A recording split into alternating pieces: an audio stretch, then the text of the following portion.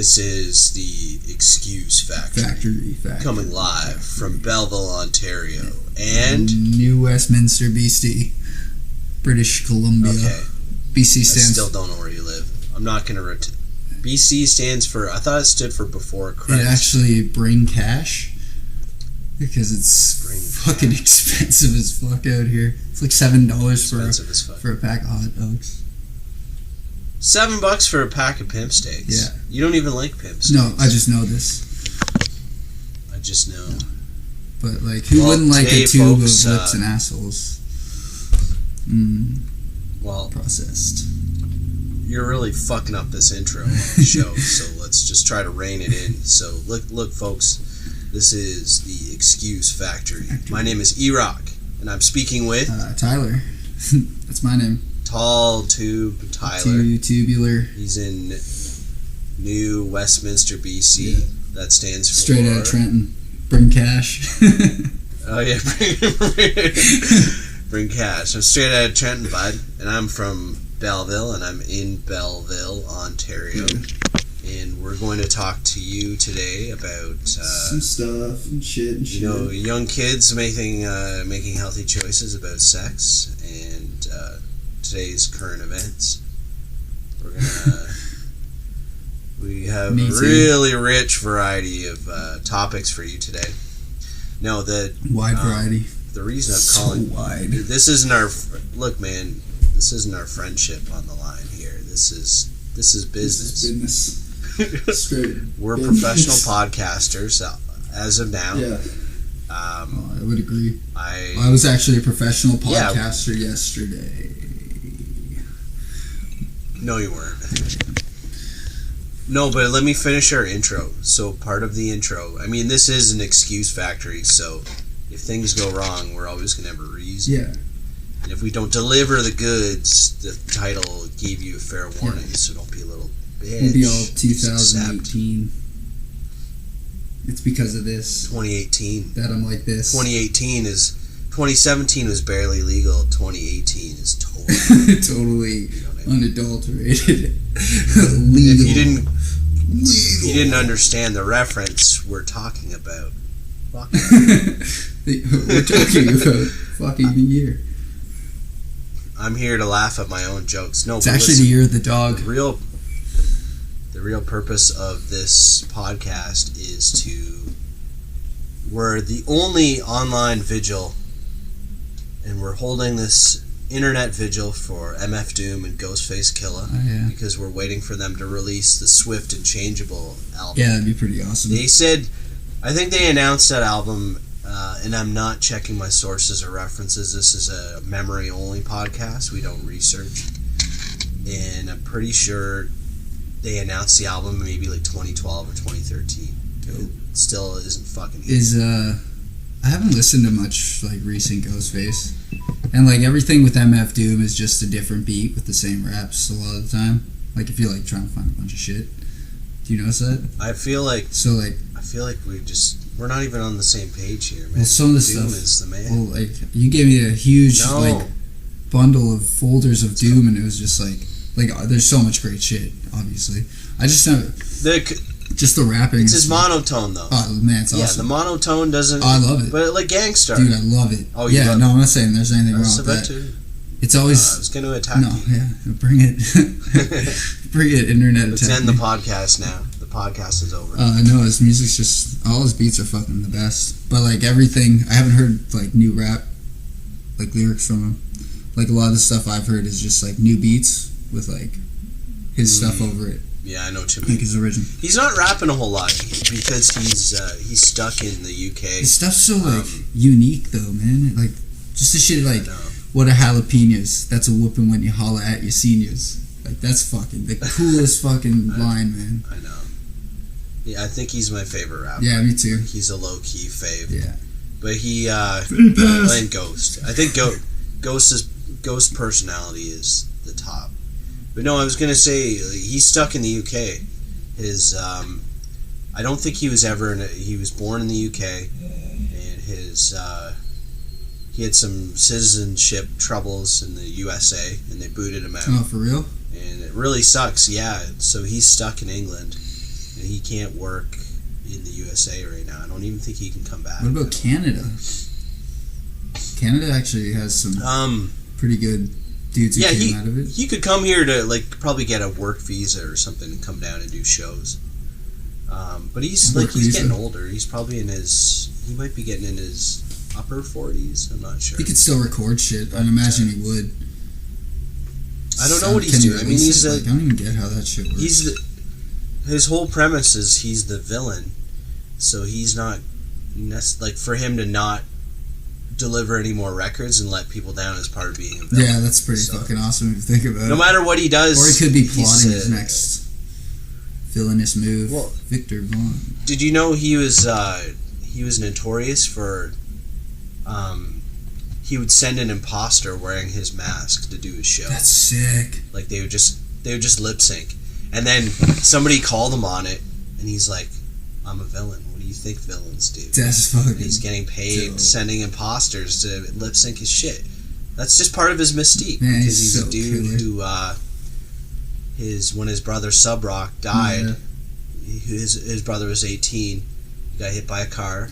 Yeah, weren't they? And they were in a group called weren't they just crossing the street or something? Yeah, he was like crossing the street. Just something silly. Like he got hit by a fucking car, died. I don't know if he was there. Like I'm running on a Wikipedia knowledge and like because a lot of these rapper dudes they're not really well documented if they're not super mainstream. True. And after Sub Rock died, KMD, the rap group he was in, kind of fizzled out, and Doom kind of. I guess he went through a rough period naturally. Yeah. And he was homeless for a while. He was like hooked on codeine and drinking. Codeine, which really sounds familiar to me. And he when he resurfaced in around 1999, I believe, is when he dropped Operation Doomsday, his first record. Oh, Operation Doomsday is like one of my favorites, man. It's like it's so good. That's like 36 Chambers for me. Mm-hmm. Front to back. Well, it's like I remember. I mean, 36 Chambers when I first heard it.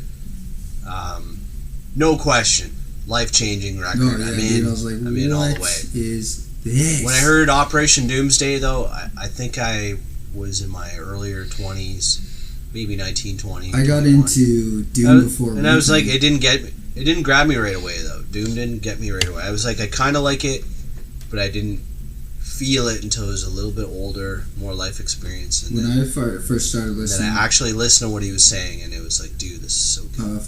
I used to listen to Jedi Mind Tricks all the time, which I love because they like. Yep. Because when I was a kid, remember, like rap was lame for whatever reason. Of course. I don't know. Rap's fucking amazing. Hip hop's amazing, but the only thing that got me into it was the shit they talked about because I was like, man, this shit's like smart, interesting.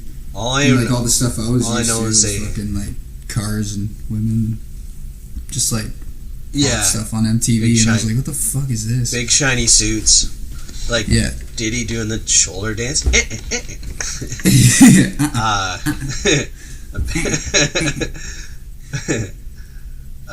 Showbiz, don't worry, everybody's intimidated by showbiz. Oh, except for P. Diddy. Opens the door. That put me off. That put me off hip hop. Is that garbage? What It delayed my entrance into hip hop as the big shiny suit era. Like all I can picture about like the stuff I didn't really like was like you know, I don't know. Actually, it's where they're from, but it seemed like it was pushed too hard for like a lot of shit. Like you got the pit bulls on the big chains, and they're all sitting on their car, and it's just like super. Yeah, it just seemed. But it wasn't real. It just seemed fake. super fake. Yeah. So it was just like, what is this? But I didn't understand because we're from fucking Canada. We're not like in that. Well, we're white as fuck. Fucking Canada. Trenton. Actually, I didn't even know that like, Jedi Mind was white. Like, they're not like straight up white, but you know what I mean. Well, there's a black dude in Jedi Mind. Yeah. One of the Vinny Paz is Italian. Yeah, he's Italian. And he's also Muslim or something. His I don't know. He's always talking about the Quran and shit like that. Who wasn't Muslim in hip hop from the late '90s to the probably didn't Mos Def early like millennial convert or something? Yeah, he's now Yasin Bey. Oh, he's and his whole thing was like, crazy. He's like, I quit the music industry, and he left a voicemail on Kanye West's answering machine, and Kanye, that was like on Kanye's homepage, because Kanye wants to remind people he's not just a piece of shit who's in the tabloids. He has a real connection to real MCs and whatnot. Yeah, he used to do, because Kanye did beats for like everybody first, right? Yeah, he got to start doing beats for Jay-Z. Damn. Man, it's almost like we planned the show and now we're naturally having a segue onto one of our topics for today. Man. So great. Yeah. Okay.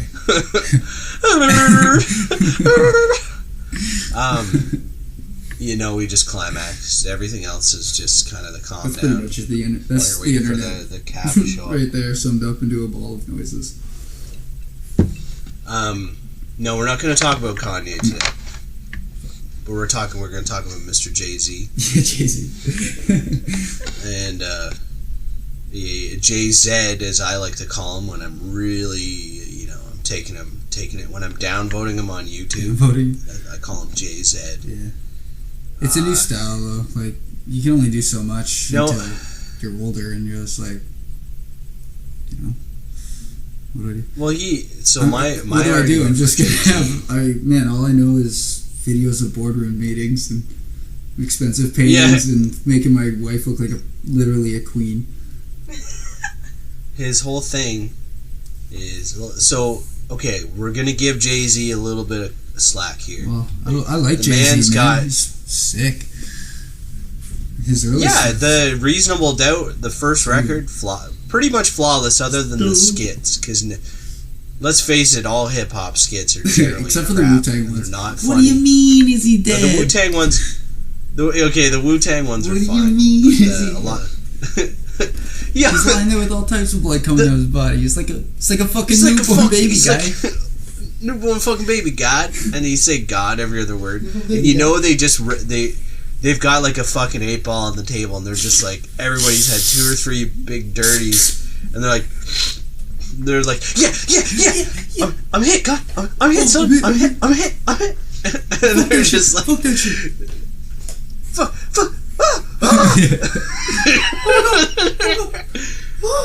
And I'm like, dude, I don't even know if that's coke. I think it's like that when they cut speed into the mix. Jesus. And who knows? And it's you're just really burning. Good acting. It's fast acting. Fast acting. Soothing action. 20 minutes of euphoria followed by hours of regret and doubts. I need a shower.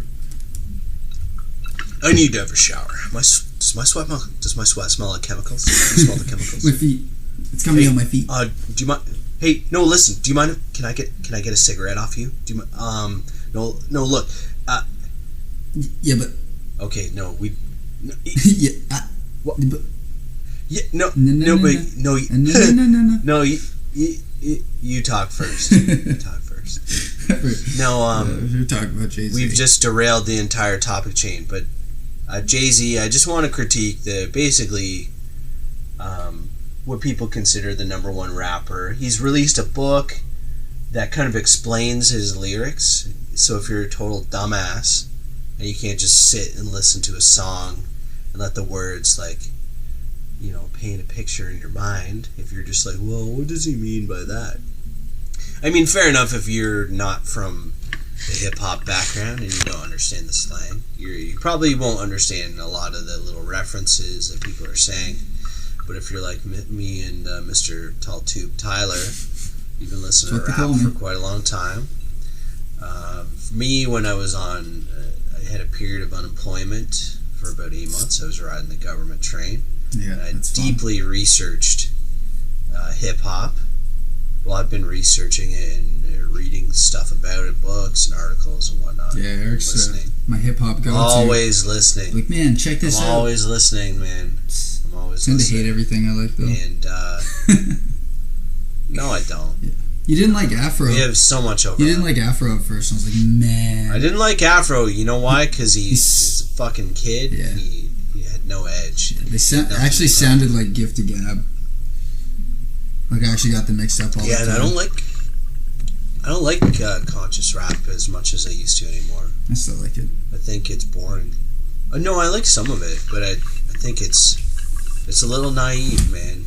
It's a little naive. Yeah, they're like flexing their brain on you pretty hard. No, but I wanted to make an argument here. I mean, I'm making excuses as per the show. Well, that's... But I wanted to make the argument that, I mean, Jay-Z's like the entrance into the rap game. His aspirations are so monstrous and huge, and he really succeeded on his first album, Reasonable Doubt. He had 2 or 3 albums after that where there was a couple good tracks, but he was totally crossing over fast, like to get that mainstream audience. Yeah. And he succeeded, and then I think he was like, you know, I am actually a good MC. Totally. I have a lot to say, and I feel bad for being a commercial piece of shit. So he released a Blueprint, and I mean, his whole thing, he can't do anything without stealing from other people. You can't do that anyways. BDP. Well, no, but you know KRS. Yeah. He had Boogie Down Productions, BDP, before he became a solo artist, and he had an album called The Blueprint of Ghetto Music. Oh. So, boom, Jay-Z jacked that title. That's probably like a throwback. Yeah, a lot of people considered it like maybe a respect thing. Yeah, but he's never mentioned him overtly. I just think he knew what he was doing. He just didn't title it the exact same. But to me, it's a title jack. Yeah. And I mean, whatever. I'm not indicting him for that. No, hip hop is all about borrowing other stuff and making it your own. Yeah. Or, you know, can't really do flipping that the script on. No. Sucks. Well, that's what's killed hip hop. It's all computer noise. I wanted to. Beep, boop. I wanted to say like how, like Jay-Z, he succeeded, and then he redeemed himself a little bit critically with the Blueprint, and then he did some more garbage, and then he did the Black album, which was pretty tight. There's some good stuff on it. And he's like, I'm retired. And it was like, remember when Michael Jordan said he was retired? Yeah, it sucked. Like, I know you're a good chunk younger than me, but... I was like, my sister loved Michael Jordan. But he retired. He's like, he retired, and he's... Yeah, I think your sister's my age or a little bit younger. I still like Michael Jordan anyways, man. He's a fucking man. And he's so polite and just like cool as fuck. The best basketball player ever. And his crying face meme is like brought lots of entertainment to people who don't. You know what's pretty crazy? I went to the store today, bought some pants, and we got some supplies to make those gummies. And when we were there, we were just looking like at those magazines where we were standing in the line to pay for our stuff. And then Eric turns to me. Photo mags? What's that? No, it's just I'm sorry. Whatever. Anyways, I think Michael Jordan was on there. He looked at me. He's like, "Hey, do you know there's kids or people who don't even know who Michael Jordan is? They only know him as a meme." And I was like, "Yeah, that's fucked up." Which is sad. That's fucked up because just sad. Like he was huge, and not only just for basketball, but for like sculpture. You know? I had my favorite shirt that brought me the most pride and excitement in my whole life, and not even counting band shirts, was I had awesome. Close. So good. You were fucking probably a baby, but do you remember the Barcelona Olympics? Is that when they had the... It was early 90s, and they had Dream the Dream Team. Yeah, dude. Scottie Pippen and Michael Jordan. And, when was that? And like some other... What year? Possibly... maybe 92, Oh, 93. dude, I was just like 3 years old. Yeah, I had like... But I do So you know about it after the fact. I think I was in grade 3 is how I remember it, but I had... It might have been the year that Jordan's like first fucking shoe came out, and they were so hot. Yeah. They cost like $120 in 1993. And that was big money back then, dude. Regular shoes. Which is fucking... It's big money now, dude. I'm wearing $11 Tony Hawk shoes that I bought from Walmart that are tight as fuck. Everybody, they're not as fat as the other ones. You can get hawk shoes and pants at Walmart.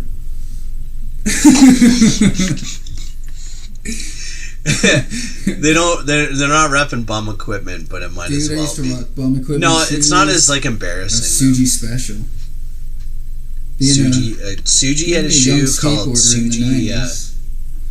I had like a pair no of joke. like you don't know. Do you remember Osiris D3s? Yeah, I remember Osiris. Do you remember the D3s? I'm not a skater boy, that was so like see you later, big boy. or shit. Look, everybody. Episode 1, we've got our first slur. Dude, you're in BC. You can't say fag. Yeah. Or, you can't say things are gay. You can't say that. I don't mean that, though. Oh, my God. We I don't know. Dude. You just I'm here. I'm here to cover you. That was comedy. You know what it is. We respect the dignity of people who are exactly like us to live the way they want. They can fuck whoever they want. They can say what they want. Amen, brother. Or sister. But in Belleville and Trenton, Ontario, the certain words are adjectives which are divorced from slander. Now they are okay. I'm done. Shut up, man. Tyler. Anyways, so the get D3s, off the show, man. Yeah, so the D3s. Anyways, I had a pair of Suji shoes that were made to look like D3s. Oh, like a mock D3 shoe. Hot. And like, so hot. If you Google D3s, they were all the rage back in the day, but they're pretty hideous. Like all skate shoes back in the 90s look like tanks, big boots. I didn't like the tank. I always liked the kind of the low cut, like the van. I mean, I've never been a skater, but I like the etnies were my favorite. Etnies were pretty good. Or Vans.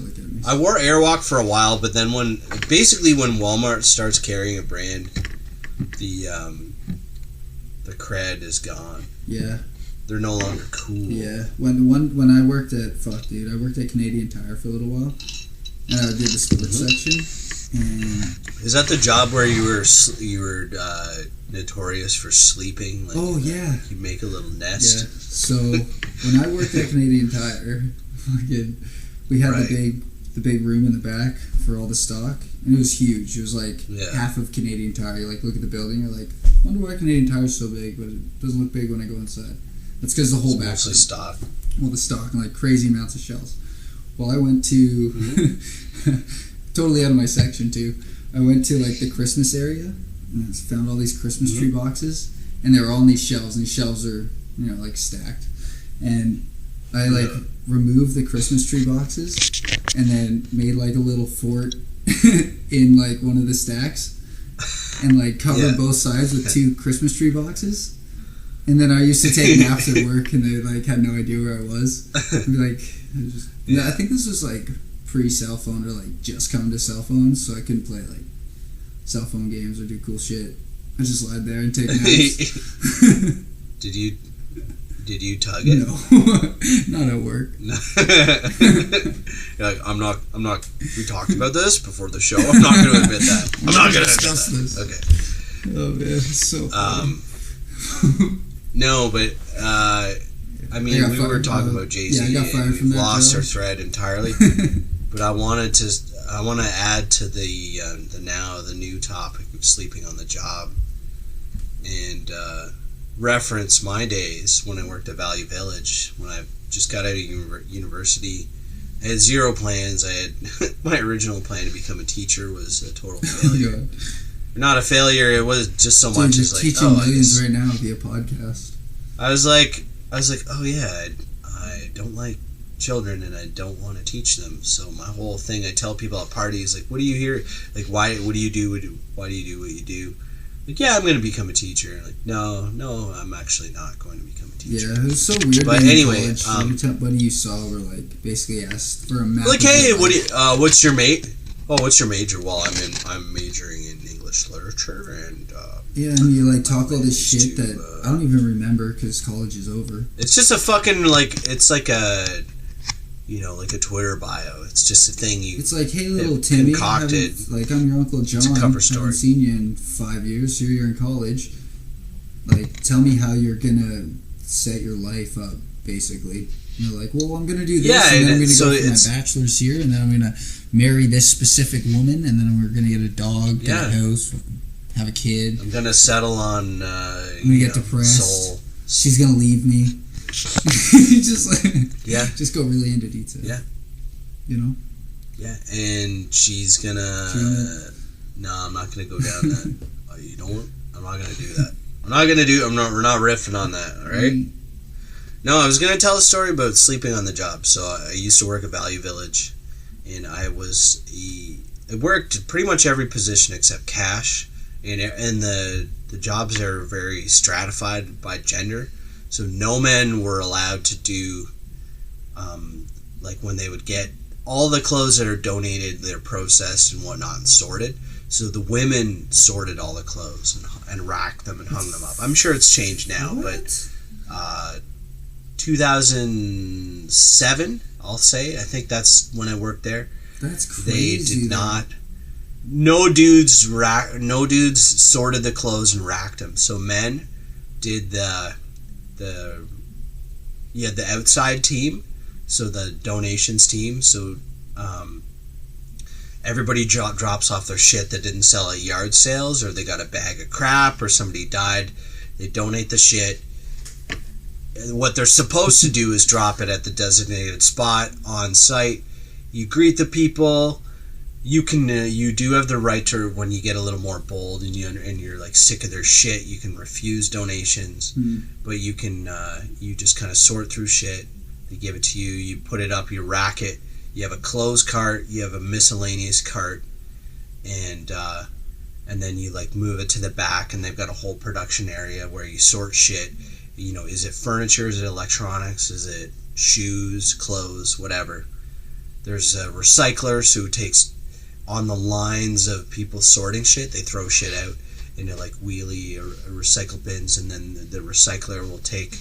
Their whole job is just fucking going through the circuit, getting the recycling carts, and then throwing them into a rag bag, which then they sell all the clothes they reject or sell to a third world rag merchant, and then all of the shit that is rejected that isn't clothes is just thrown into a dumpster. Well, that's a glimpse into Value Village. I didn't really want to. I could actually do a whole show on Value Village and how fucked that company is. But when I worked there, just quick. Wait. I want a quick cut off here. Didn't they get? No. Let me finish. Walmart bought them. Yeah, you go ahead.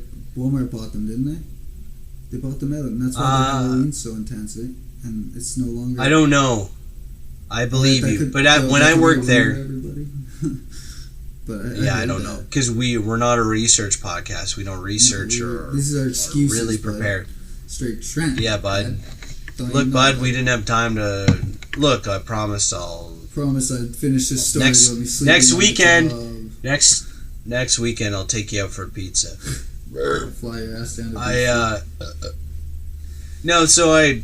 they had a tractor trailer that they parked on site, which you would, like, a trucker would drop it off, and then we would unload it, and then break it down. But anyway, it was full of garbage bags full of clothes.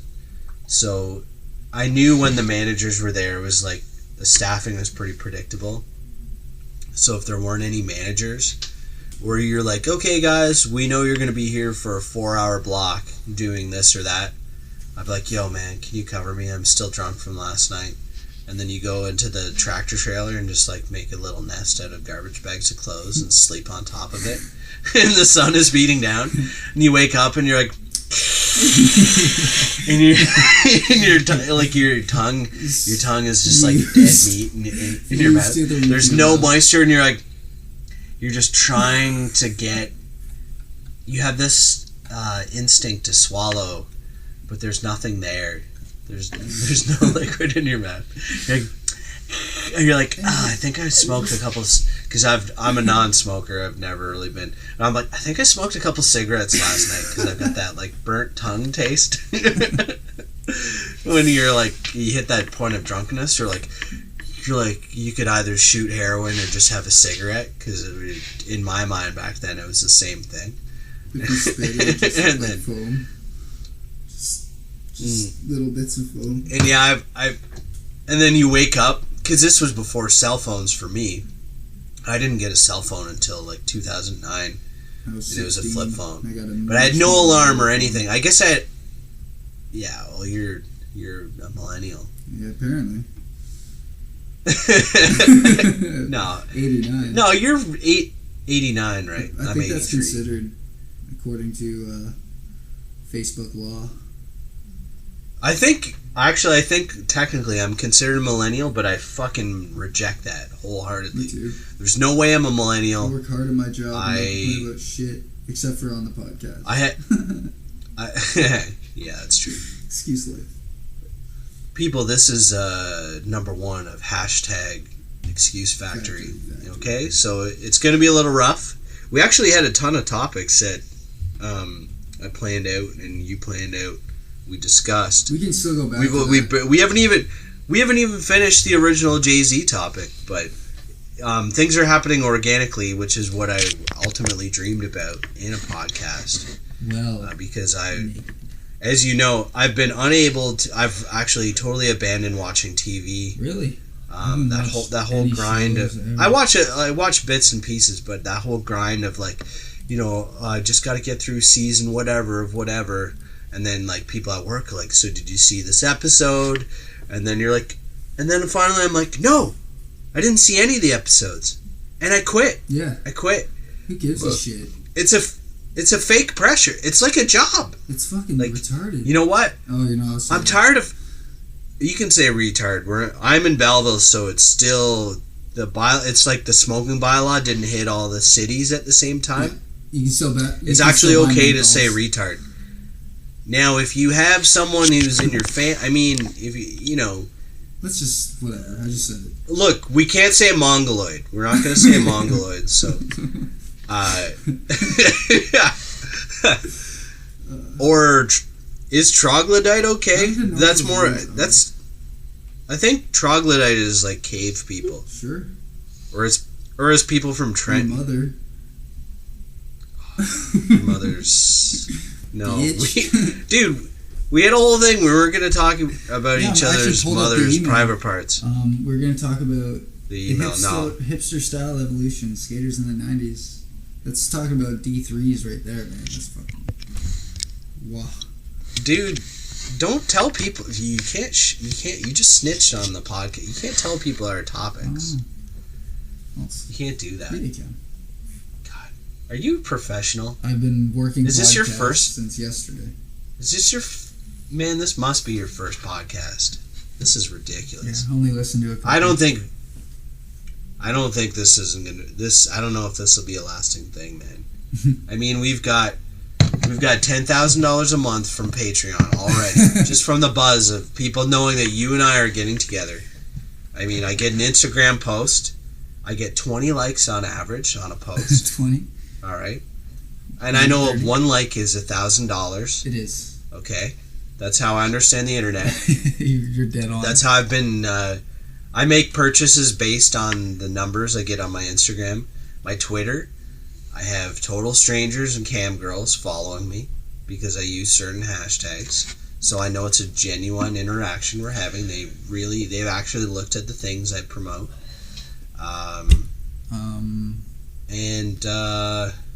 Yeah. It's a really dynamic market out there, and I think how dynamic is it? No, okay. So about Jay-Z, Sean. No, wait, it's not Sean. Can we pause? Can we pause the podcast? No, it's Sean Carter. Is there a pause? No, we can't. Can I just get a beer? This is a live show. It's live. You can get a beer. Okay. So when you go, I'm going to talk about you. Actually, you know what? When I get back, let's actually talk about shit. How does that sound? Dude, I got a joke. I want to let you in on a joke. I haven't hit record yet. Like 36 minutes here of just my voice. Now I get to replay and listen to myself. That's a person I know who laughs like that, like super in your face. I know. I was doing that laugh myself to make you do it, but you didn't do it on time. So now we failed. I can't do it. I can't.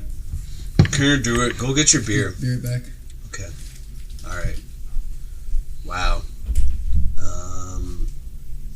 So, folks, the main thing that Tyler failed to remind me to finish talking about was Jay-Z, and how that, I mean, it's kind of silly. The whole mission of hip-hop, to me, is that it's kind of a counterculture music. It's representing like a lifestyle of the oppressed.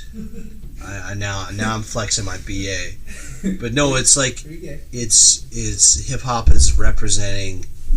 It's just telling truths. Like, oh, Tyler's back. Good, because I was really failing at keeping the narrative. I gotta pee. I gotta pee. I'm gonna edit. I'm gonna stop this recording actually right now and then start recording again. No, don't stop. I can save it. I'm gonna have to edit out that little bit when you're gone because I tried to remember what I was saying about Jeezy. Jeezy. Young Jeezy. And I started going. I started sputtering like no. Isn't it weird? No, I didn't mean that. Like you're actually talking to an audience when you like think about it. And then I was like. You're like, yes. And then I was like, oh, I didn't actually make any of the points I wanted to make, but... and we're back. Tyler's back from his beer break. We did not edit out all the awkward solo dialogue or monologue that I had.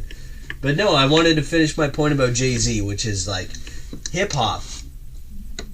Don't call what you're doing hip-hop anymore. Just don't even release an album. Don't waste anybody's time. Just submit to us, because all major corporations have their annual report. Just send us an annual report. Just send us your fucking boardroom meeting minutes. Send me a fucking itemized list of all the art you bought this year, and then transcripts of your transcripts of your therapy sessions because you admitted to cheating on Beyonce. Like, your marriage is fucking fabricated. It's not a real marriage. You actually don't love each other. It's a corporate merger. Beyonce is a fucking brand made up by a team of fucking writers, publicists, marketing people, social media experts. You name it, man. She's not an artist. She can sing and dance. She has those skills and those talents. She's not a writer. She might say to the team of writers, look, here's what we're going to use this narrative of me being a strong woman, or my husband cheated on me, so now I'm going to show how he's a piece of shit. I'm the queen beye. Yeah, and then they're like, okay, and then me as a writer, I'll be like, okay, I can work with that. And then I'll meet up with the production team. They'll be like, okay, here's the beats we have. And then I'll be like, all right, here's some lyrical themes I have. And then they process that through like 5 to 10 writers. Like, okay, we've got it nailed down to like a verse. Here's your verse. Here's your hook. Here's the time. And I don't know if she reads sheet music. These like 7 bars will be the ultimate because these words are the most commonly used words on the internet. And it's fucking... I mean, what is genuine? She might have real feelings, but I don't know that I feel them when I hear music. I actually don't feel anything. Whereas when I hear old Jay-Z, I do feel like he had his first album. He had a song called, I think it's called Regrets. I hear that song, like you get the chills, like it's just the real deal. Yeah, he's working with real producers. He's a real artist, no question. Yeah. But he is so fucking big now. For him to like reference his crack dealing past in the late 80s, he can't anymore. It's like it's been done. It's like, dude, it's like if I wrote a graphic novel or like made a punk record about playing with fucking G.I. Joes. It'd be like if you made a graphic novel. I can't connect with a redo of the exact same graphic novel with some slightly different dialogue. I can't connect with my past as someone who played with G.I. Joes and Ninja Turtles. I know I did that. I really loved it. But when I watch G.I. Joe as a cartoon from the 80s and I watch the old Ninja Turtles, I don't feel anything. I'm just like, wow, this is stupid. Yeah. I mean, it's like, I appreciate the art and like the creativity behind the projects that I'm talking about, but I'm not like, oh yeah, dude, did you see when Destro, when they captured Destro and Cobra, and they like, and then Cobra wore that fucking blue like tea towel over his face, and they like, did they ever unmask him? That's my whole interest in G.I. Joe, is like, do you get to see Cobra's face? I'm sure I could look it up the internet now, but I don't want to, because I want to just think. Pretend. You just want to pretend. be in the 90s forever. Basically, is why you won't look it up. We just want to live with this. This whole podcast is about you and I being in the 90s forever, and how we're not going to leave. Or the early 2000s. I do want to. The 2000s were pretty kick-ass too, man. Early 2000s were tight. There was some good rap. Fucking what else? I don't know. MSN. You know how like in MSN you'd have your status message, you change it. That was kind of like tweeting, like except the Americana album, wasn't it? By Offspring. Yeah, it was. Yeah, maybe not. Might have dropped 99 or 2000. Yeah, maybe even slightly earlier. But I like kind of bundle up 98 to 2007 or 2003 or 4, all in one 2000, early 2000s. Yeah. Yeah, because it was like the starting and the end of a thing. Our generation, my generation. We all became teenagers and everybody started smoking weed, and then everybody started doing cocaine for some reason. Just kind of fucked up. Yeah. Which so to think about, like, that dude or that girl or that, you know. Actually, yeah, but cocaine is normalized now. Me, people though, are. Yeah, I know, but when it was all happening back then, it was like, what? You know, I know when because this is not a snitch podcast, I had friends really close friends, that when they started doing cocaine, I actually stopped hanging out with them because I was like, "You're fucked. Like, what are you thinking? I don't understand what you're doing.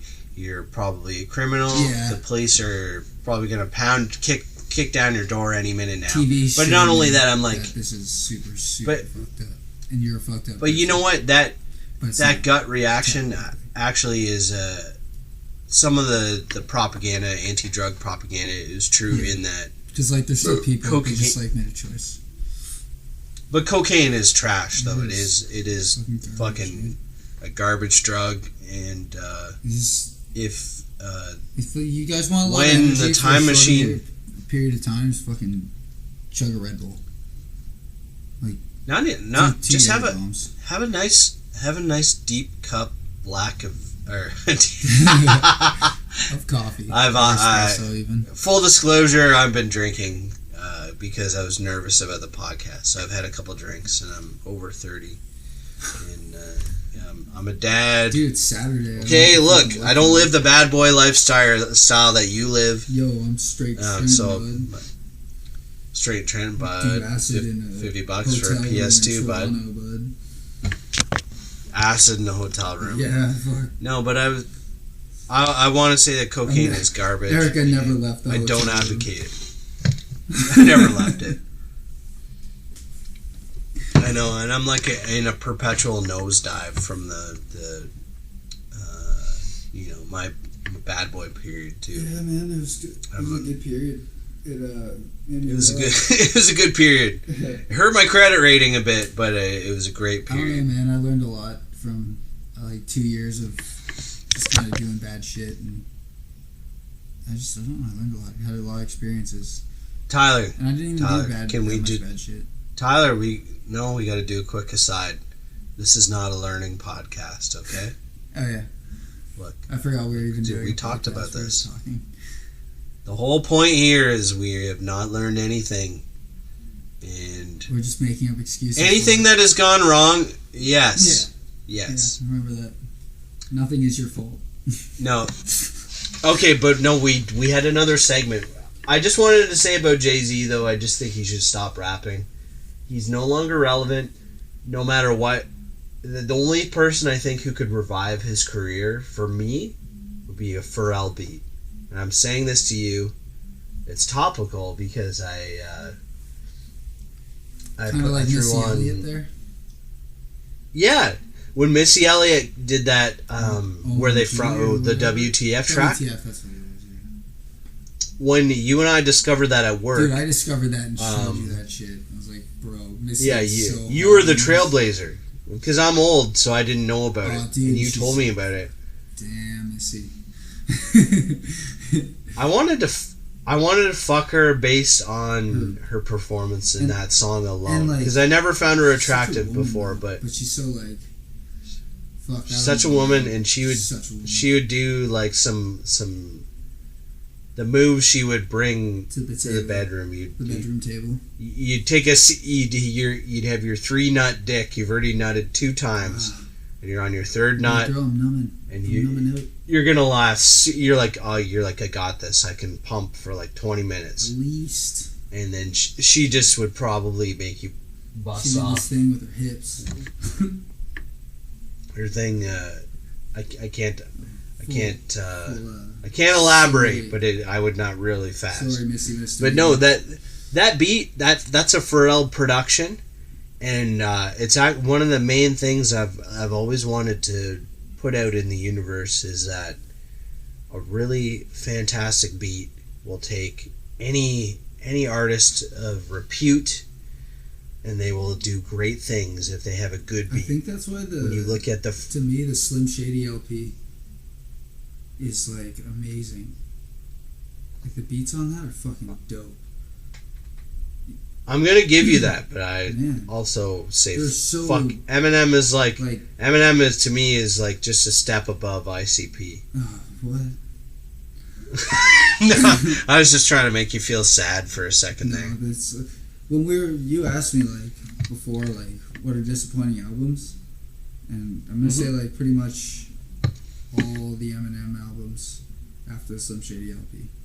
After, yeah. Curtain Call is good. Like, there's obviously good shit on a lot of the albums, but like, Slim Shady LP, you can listen to front to back, except for that one song about killing his wife or girlfriend. Oh, that one song's like, it's super messed up with your kid and stuff. Like, what? I popped my misogyny cherry listening to Cannibal Corpse when they had a song called Fucked with a Knife on the Bleeding, the 1994 album. Yeah. The final album with Chris Barnes, their original singer.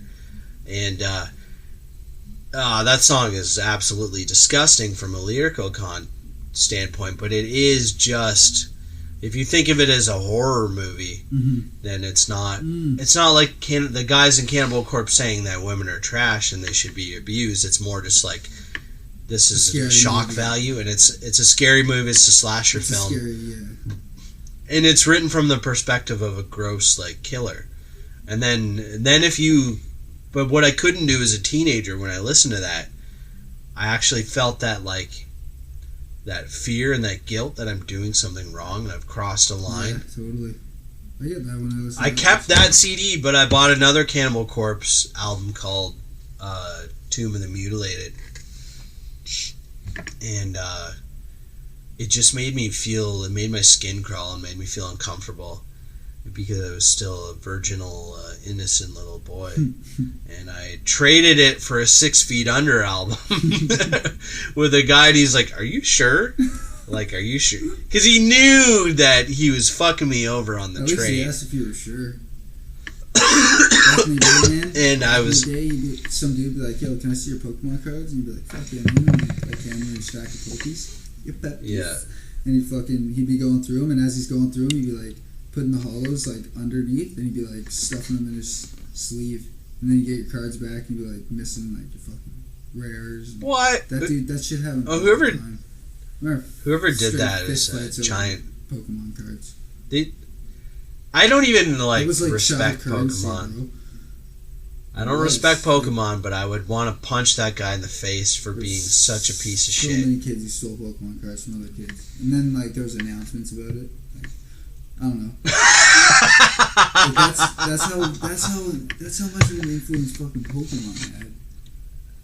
Hey, let's do a confession segment, because you said announcements, and it reminded me of something I did that was probably one of the biggest most regretful things I did as a little boy. And this was even before I, like, hit a point where I'm, like, a piece of shit as a person. I was about 11 years old. Tyler, you're going to like this. I've never told you this story. I might have told you, but I probably forgot because I was drunk. But I was 11 years old. It's the early night. I think it was 94. I'm walking home with my homies, and I see this fucking laptop. And I recognize, I mean, laptops back then were monstrous. Like, it was like a briefcase. Really heavy. It was like a box with like a little clip on it. And me and my buddies took it. We saw it on the street. And it was probably like a $2,000 or $3,000 computer. Computers back then were insanely expensive. Yeah. This was before Windows 95. Like before the PC was... probably not even. And it was this computer was encrypted. I know this now as an adult, coming from the technical support industry. Yeah, but call center life. It was password protected, so there was no internet back then. Would have been dial up, and nobody had internet except probably like hardcore doofuses who post on message boards and play like text-based RPGs. You gotta use the phone. So this fucking this computer, we're like, okay, we can't get into it to use it. So let's just smash it. So we started smashing it, and like this was before anybody's parents got home. So we started smashing it, and then, but it was so well made. It was so well made. And so solid and substantial, we were just fucking with the case. Like, it was probably still fine. Mm-hmm. And I think we checked, and I'm like, hey, let's hook it up to my garden hose. So we turned on the garden hose and, like, kind of stuck it in the port, one of the ports. And it started going, and it was on, it was like, it made like a I'm an electronic device and I'm still on. And then I'm being introduced. Water is being introduced. Stop it, please. Just. You are deleting my memory banks. Like, why did they have to build my shell so well? They could have just killed me. And it had a swift blow. And it had a few pops and like, and it died. And it had a power cord attached to it. It was like hardwired into it. Yeah. And I remember I grabbed the cord and we dragged it, and I live close to the Moira River. We dragged it down to the river and we just fucked it up. We smashed the fuck out of it. We grabbed it by the cord and whipped it around like, like P.D. Pablo. I whipped it over my head before P.D. Pablo was doing this. Whipped it over my head, smashed it on the rocks, and then we put it in the river. And I think we went back a day or two later and we checked on it, smashed it more. It was like so cool. And then I think weird 3 or 4 days, 3 or 4 days later, because you said on the announcements there was an announcement, and this to me is foreshadowing, but I didn't. This wasn't foreshadowing. I didn't know it was foreshadowing because I'm a child. I'm 11 years old. I hear on the announcements, and like, if anybody has information about a laptop that went missing around Blank Street, I'm not going to say the name. I'm out of. I was a young offender, so I think I'm above litigation or that laptop's worth like $20 now. It's worth nothing now, but back then it was big fucking money. But there was an announcement, and they're like, if anybody saw a computer, the guy actually mentioned he left it on his car and he drove away and it fell and it like probably hit the deck, and he's never seen it since. And me and the two friends, and we're looking at each other. They're nervous, but they're okay. Me, I could feel my asshole opening, like I'm gonna poop my pants. Like I'm literally gonna poop my pants in class, and I'm feeling maximum anxiety. Like, not only are my parents gonna find out and they'll be disappointed, which to me is the biggest offense you could commit, is disappointing your parents. Yeah, like, and then number 2, the teachers are going to get me, and then the police are going to get me, because they mentioned in the announcement like Belleville police are looking too, and they want to find out. And oh man, I don't know. I didn't. So anyway, I go home. At the time, I hadn't hit my religion or atheist. I don't want to say atheist because I'm not. I'm more of an agnostic. Is that one of those words to describe retarded? No, no, it actually describes how you're retarded for not knowing what it means. Oh, your mother is an angle. Your mother, not your mother. Your mother is a wonderful person. But no, agnostic means you believe in the possibility of God, but you're awaiting proof. Cool. So far there's no proof. Yeah. Well, have you ever been to church? Because you want to believe. You're. Yeah, I have, and it's stupid. No, but I'm like Mulder. I want to believe. I want proof, stupid. And I want to have sex with Scully. Well, who doesn't? And I'll wait 6 or 7 seasons before I slip it in. But no, and he does slip it in. But we're talking about me. I never watched X-Files. Scared the shit out of me. He does, and when they kiss, it was like, oh, finally. Duh. No, but listen, dude. I'm gonna finish my story. This is the only thing we're gonna finish on the podcast. I'm at home. I get down on my knees and I fucking pray. I'm praying. I'm repenting. I'm so sorry. I cry. I'm the kid because I'm not Catholic, but I might as well be because when I used to swear, I would soap my own mouth, and I'm not saying this for entertainment. I'm telling you how weak of a person I am. How I can't even be a bad boy. Freak. I'd soap because my mom soaped my mouth for swearing, and then I'd keep doing it anyway, and I felt so guilty I'd soap my own mouth. But anyway, I got down on my knees. Once in Germany because somebody at my birthday told me to say fuck, and I said it. I also got in a lot of trouble for pooping in the swimming pool when I was old enough to not be pooping in the swimming pool. I think 25 is a good age to not poop in a swimming pool. I was 18. Anything younger than that. I was 18! No, but so I got down on my hands and knees and prayed. In private, I cried. I had anxiety. I didn't even know what that meant. I know. But I was now that I know what anxiety is, you're like, oh, that's what that was all those years. I'm like, oh, I've been suffering from this my entire life. It's actually in my blood to be afraid all the time for no reason. Legitimately, if I, now, I'd be like, okay, I am a bad person, but I'm not going to get caught. Because I'm going to use logic to overcome my anxiety. Yeah. But then I legitimately repented. I never got caught. But then that's my full confession for the first episode of Excuse Factory. Apologize to the Lord.